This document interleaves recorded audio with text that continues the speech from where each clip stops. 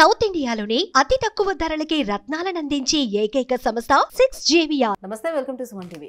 జనసేన ఆంధ్రప్రదేశ్లో 21 స్థానాల్లోని పోటీ చేయబోతున్నటువంటి నేపథ్యంలో ఆల్రెడీ మనకి ఒకసారి 5 స్థానాలు, మరోసారి 2 స్థానాలు, మొన్న ఆదివారం 11 స్థానాలకి అభ్యర్థులని ప్రకటించడం జరిగింది. ఇంకా 3 స్థానాలకి అభ్యర్థుల్ని ప్రకటించాల్సి ఉంది. అవి విశాఖపట్నం, అవనిగడ్డ, పాలకొండ. సో ఈ సౌత్ జోన్ నుంచి ఎవరిని ప్రకటించే అవకాశం ఉందని చాలా మందిలో ఆసక్తి కూడా నెలకొని ఉంది. ఎందుకంటే సీట్లు రానటువంటి నేతల నుంచి నిరసన వ్యక్తమవుతున్నటువంటి నేపథ్యంలో ఈ 3 స్థానాల నుంచి ఎవరిని ప్రకటించే అవకాశం ఉంది అనే క్యూరియాసిటీ నెలకొని ఉంది. సో ఈ అంశంపై మాట్లాడేందుకు మనతో పాటు ఉన్నారు senior political analyst Chandu Srinivas గారు. Hello sir. హలో అండి. సార్, ఇంకా 21 స్థానాల్లో మొత్తం మీద 18 స్థానాలు ఇప్పటి వరకు ప్రకటించేశారు. ఇంకా 3 స్థానాలు ఉన్నాయి. మెయిన్ విశాఖపట్నం ఉంది అందులో. సో విశాఖపట్నం, అవనిగడ్డ, పాలకొండ 3 స్థానాలు ఉన్నాయి. సో ఈ సౌత్ జోన్ నుంచి ఎవరిని ప్రకటిస్తారో అని చాలా ఆతృతగా ఉంది. సో మీకు తెలిసిందే ఇప్పటి వరకు ఈ సీట్లు రాని నేతలంతా ఎంతటి నిరసన వ్యక్తం చేశారు, ఎంత హంగామా జరిగిందనేది తెలుసు.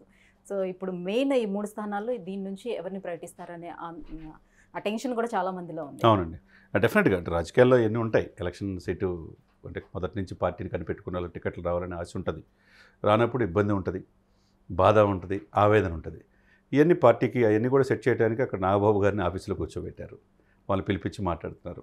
ఎక్కడెక్కడ సాక్రిఫైస్ చేస్తే నెక్స్ట్ కూటమి అధికారులు వస్తే మంచి భవిష్యత్తు ఉంటుంది, మేము మీ త్యాగాలు వృధా పోనేమని చెప్పే మాట చెప్తా ఉన్నారు. మీరన్నట్టు ఇక్కడ 18 నియోజకవర్గాలు ప్రకటించడం, 2 ఎంపీలు అయితే కాకినాడ ప్రకటించేశారు, ఉదయ్ శ్రీనివాస్. ఒకటే మచిలీపట్నం పెండింగ్లో ఉంది. ఇప్పుడు మచిలీపట్నంలో బాలశౌరి గారు పోటీ చేస్తాడా, ఇప్పుడున్న ప్రజెంట్ ఎంపీ వైసీపీ నుంచి వచ్చాడు, లేకపోతే అవనగడ్డ పోటీ చేస్తాడనేది ఒకటి క్వశ్చన్ మార్క్ ఉంది.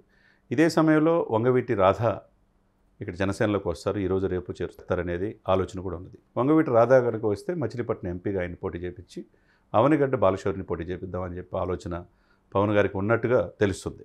ఇకపోతే 2 క్లారిటీ ఉంటే ఇక అయిపోద్ది. ఇకపోతే విశాఖపట్నం వచ్చేందుకు వంశీకృష్ణ యాదవ్ అనేది అది ఆల్మోస్ట్ ఫైనల్ అయిపోతుంది ఆయనకి. ఎందుకంటే వైసీపీ నుంచి వచ్చాడు, ఎమ్మెల్సీ, బీసీ నాయకుడికి ఒక పేరున్నది, ఆయన్ని అక్కడ తీసుకుంటారని తెలుస్తుంది. ఇక్కడ మీరన్నట్టు ఈ పార్టీకి ఏంటంటే మొదటి నుంచి చాలా సీట్లు వస్తాయి, 40-50 అనుకున్న ఆశతో ఉన్నవాళ్ళు, మాకు ఎట్లయినా ఎమ్మెల్యే పవన్ కళ్యాణ్ గారితో పాటు అడుగు పెట్టాలనుకునే వాళ్ళకి కొద్దిగా ఇబ్బందికరమైన పరిస్థితులు ఎదురైనవి. సపోజ్ మనం విశాఖపట్నం నుంచి తీసుకున్నాం. మొదటి నుంచి తమ్మిరెడ్డి శివశంకర్ గారు పెందుర్తిని ఆయన ఇన్ఛార్జిగా పనిచేశాడు. ఊహించిన విధంగా వైసీపీ నుంచి వచ్చిన పంచకల రమేష్ని ఆ జిల్లా అధ్యక్షుని, వైసీపీ అధ్యక్షుడిని తీసుకొచ్చి ఇప్పుడు అక్కడ ఇన్ఛార్జిగా వేశారు. ఇప్పుడు ఆయన సీటు త్యాగం చేయాల్సి వచ్చింది. మరి తమ్మిరెడ్డి శివశంకర్ గారికి ఎలా రేపు మంచి ప్రాధాన్యత ఇస్తారనేది మనం చూడాలి. ఆయన పార్టీకి ప్రధాన కార్యదర్శి, కష్టాలు ఉన్నప్పుడు పార్టీని నిలబడ్డాడు పవన్ కళ్యాణ్ గారు. అదేవిధంగా బొలిశెట్టి సత్య గారికి ఆయన ఎమ్మెల్యే సీట్ ఇస్తారన్నారు, ఆయన కూడా రాలా. ఆయనలో ట్వీట్లో కూడా ఆవేదన వ్యక్తం చేశాడు. 10 years నేను నా ఫ్యామిలీని, డబ్బుని అన్నీ ఖర్చు పెట్టుకున్నాను, కానీ కనీసం పిలిచి కూడా చెప్పలేదు అనే బాధని ఆయన ట్విట్టర్ ద్వారా ఆవేదన వ్యక్తం చేశాడు. ఆయన నుంచి నాగబాబు గారు ఆశించారు, ఆయన అనకాపల్లి ఆయన కూడా మిస్ అయింది. ఏదేమైనా కానీ ప్రముఖులకి సీట్లు రాకుండా పోయింది. అది ఉత్తరాంధ్రలో వచ్చింది. ఇకపోతే ఇక్కడ మీరు చూస్తున్నారు ఇప్పుడు కిరణ్ రాయలు, లేకపోతే డాక్టర్ హరిప్రసాద్ గారు తిరుపతిలో వాళ్ళు ఆశించడం తప్పులేదు. అదే సమయంలో వాళ్ళ పరిస్థితి ఏంటి, అక్కడ అరణ్య శ్రీనివాసులు అని చెప్పేసి చిత్తూరు వైసీపీ ఎమ్మెల్యేని తీసుకొచ్చి తిరుపతి వేశారు, సీటు కోల్పోయారు. ఇప్పుడు కూడా మనకు వచ్చిన ఆలోచన ఇంతకుముందు జరిగింది ఏంటంటే బ్రేకింగ్, అదే కిరణ్ రాయల్ ఇంటికి డాక్టర్ హరిప్రసాద్ ఇంటికి వెళ్ళాడు, అదే అరణ్య శ్రీనివాసులు. అంటే వాళ్ళని వ్యతిరేకత రాకూడదు కదా, అక్కడ చీలిక రాకూడదు, టికెట్ ఆశించడం. మళ్ళీ తర్వాత కిరణ్ రాయల్ ఇంటికి కూడా వెళ్ళి నీ మద్దతు కావాలి, ఎందుకంటే అధినేత ప్రకటించినప్పుడు ఆటోమేటిక్గా యాస్పిరెంట్స్ వాళ్ళు జిల్లా ఇన్ఛార్జీలు కాబట్టి అక్కడున్న నియోజకవర్గానికి వాళ్ళు కూడా సపోర్ట్ చేయాల్సిన అవసరం ఉన్నది. అట్లా ఎక్కడికెక్కడ అయితే అభ్యర్థులు ఎవరైతే ఇంతకుముందు ఆశించున్నారో వాళ్ళ దగ్గరికి వెళ్ళి వాళ్ళ సపోర్ట్ కోరుకోవాలి, వాళ్ళు చెప్పింది వినాలి, మీతో కలిసి వెళ్తేనే నేను గెలుస్తాననే రిక్వెస్ట్ చేయాలి. చేయకపోతే వాళ్ళు యాంటీగా చేస్తే మళ్ళీ పార్టీకి ఇబ్బంది. అదే సమయంలో చూస్తే మనం విజయవాడ వచ్చేసరికి పోతిన మహేష్ మొదటి నుంచి ఒక బీసీ నాయకుడిగా దశాబ్ద కాలంగా పార్టీని కనిపెట్టుకుని ఉన్నాడు. ఆయన టికెట్ అయిపోయిందని చెప్పన్నారు, బీజేపీ పొత్తులో భాగంగా ఆ సీటు కూడా కోల్పోయే అవకాశం ఉంది. మరి ఆ విధంగా అతన్ని అంటే సీట్లు రానటువంటి అభ్యర్థులు ఎవరైతే ఉన్నారో వాళ్ళు ఎటువంటి ఆశాభావంతో వీళ్ళకి సపోర్ట్ చేసే అవకాశం ఉంటుంది? అది కొద్దిగా విషమ పరీక్షే.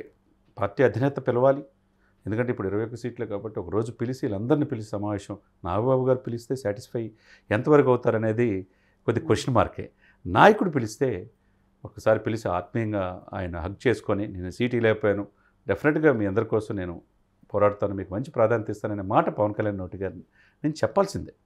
ఒక పూట టైం లేకపోతే ఒక 1 hour స్పెండ్ చేస్తే సరిపోయింది. అది అదేవిధంగా మీరు ఇక్కడ ఓవరాల్గా చూసుకుంటే గుంటూరు ప్రకాశం నుంచి ప్రాతినిధ్యమే లేదు. దర్శి టికెట్ వస్తుంది అనుకున్నారు, చిరాలు అనుకున్నారు, గిద్దలూరు అనుకున్నారు, మంచి స్వాములు, అక్కడ ఆయన దూరం అయిపోయాడు.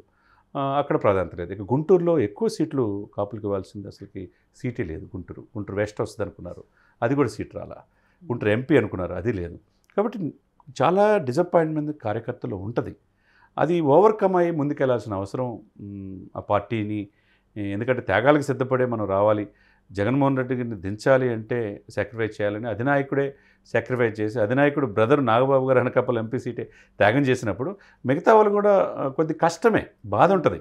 ఆ బాధను దిగమింగుకొని పార్టీ అధినేత చెప్పినట్టు వింటే వాళ్ళకు మంచి ఉజ్వలమైన భవిష్యత్తు ఉంటుంది అనేది మనకు అర్థమవుతుంది. సరే, ఇప్పుడు టీడీపీ పోటీ చేస్తున్నటువంటి స్థానాలు 144, అలాగే బీజేపీ 10 స్థానాలు పోటీ చేస్తుంది. వీటికి కూడా జనసేన అభ్యర్థులు సపోర్ట్ చేసే అవకాశం ఎంతవరకు ఉంటుంది? ఎందుకంటే సీటు రాలేదనే ఆగ్రహంతో ఉన్న వాళ్ళు చాలామంది ఉన్నారు. సో మనకి కేటాయించకుండా వాళ్ళకి కేటాయించుకున్నారనే ఆగ్రహం కూడా చాలా మందిలో ఉంది. సో మరి ఈ జనసేన అభ్యర్థులను వాళ్ళని సపోర్ట్ చేసే అవకాశం ఎంతవరకు ఉంటుంది? డెఫినెట్గా ఉండాలి. ఎందుకంటే నాయకుడు ఇప్పుడు పిఠాపురం నుంచి యాత్ర స్టార్ట్ చేశాడు. ఇక నిత్యం ప్రజల్లో ఉండాలి. 50 రోజులు చేతిలో ఉన్నాయి. ఎలక్షన్ నోటిఫికేషను 13 నుంచి 13 మనకు తెలుసు, మే 13 ఎలక్షన్ జరగబోతుంది. June 4 result. ఇప్పుడు సమయం లేదన్నట్టుగా ఈ మొత్తం కూడా తిరగాలి. ఈ జనసేన అభ్యర్థులు 21 సీట్లు గెలిపించుకోవడమే కాదు, ఇక్కడ కూటమి సక్సెస్ కావాలంటే టీడీపీ కూడా 144 స్థానాలకి ఓట్లు ట్రాన్స్ఫర్మేషన్ కావాలి, జనసేన సపోర్ట్ చేయాలి. అదేవిధంగా బీజేపీ 10కి కూడా సపోర్ట్ చేయాలి.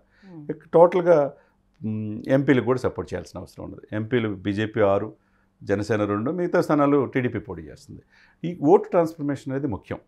మీరన్నట్టు టికెట్లు రానాలు కొద్దిగా బాధ ఉంటే వాళ్ళని ఇమ్మీడియట్గా సాటిస్ఫై చేసేసి మీకు ప్రాధాన్యత ఉంటుందని చెప్పి చంద్రబాబు నాయుడు నోటి నుంచి, ఇటు పవన్ కళ్యాణ్ నోటి నుంచి ఉండాలి. అదే సమయంలో బీజేపీ మిత్రపక్షం ఉంటేనే చేస్తారు. అంటే డెఫినెట్గా అది 100% వాళ్ళకి సాటిస్ఫై చేయాలి. ఎందుకంటే అసమ్మతివాదులు ఎట్లుంటుందంటే వాళ్ళు ఇండైరెక్ట్గా